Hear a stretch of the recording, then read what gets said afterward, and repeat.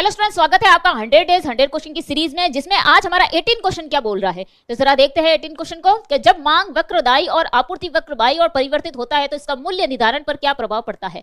हमें पूछा गया है कि जो इफेक्ट होता है ऑन प्राइस डिटर्मिनेशन व्हेन, जब डिमांड का कर्व कहां शिफ्ट हो रहा है, राइट साइड शिफ्ट हो रहा है, और सप्लाई का कर्व कहां शिफ्ट हो रहा है, लेफ्ट साइड शिफ्ट हो रहा है। ठीक है, तब हमारी जो प्राइस डिटर्मिनेशन पे जो इफेक्ट होता है वो क्या होता है।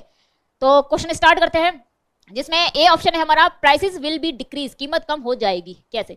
अगर डिमांड बढ़ती है तो सप्लाई क्या होती है, कम हो जाती है। अगर हमारी सप्लाई बढ़ती है तो डिमांड कम हो जाती है।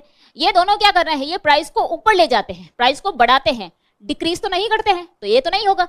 डी हमारा they will be remain the same, constant रहते हैं, नहीं ये नहीं होगा। ठीक है, अब डी सीधा देख लेते हैं कि देयर में बी आइदर एन इंक्रीज और डिक्रीज, या तो इंक्रीज होंगे या डिक्रीज होंगे, ये भी नहीं होगा। हमें पूछा गया है कि भाई डिमांड जब राइट साइड शिफ्ट हो और जो सप्लाई है वो लेफ्ट साइड शिफ्ट हो, हमें स्टेटमेंट ये दिया गया है। तो इसके अकॉर्डिंग आंसर है हमारा सी, प्राइस विल बी इंक्रीज। ठीक है, प्राइस क्या होगी, इसमें इंक्रीज होगी ना तो डिक्रीज होगी। मैंने आपको समझाया था डिमांड बढ़े सप्लाई घटे या सप्लाई बढ़े डिमांड घटे, ये क्या करता है, ये करता है कि जो हमारी प्राइस है उसको हमेशा ऊपर की ओर ले जाएगा, ना कि डिक्रीज करेगा। तो आंसर होगा विल बी इंक्रीज। ठीक है, क्वेश्चन देखिए, अगला क्वेश्चन है आपके लिए, जरा इसको पढ़ते हैं। Which of the following cost curves has the shape of a rectangular hyperbola, निम्नलिखित में से किस लागत वक्र में आयतकार अतिपरवलय की आकृति शामिल होती है।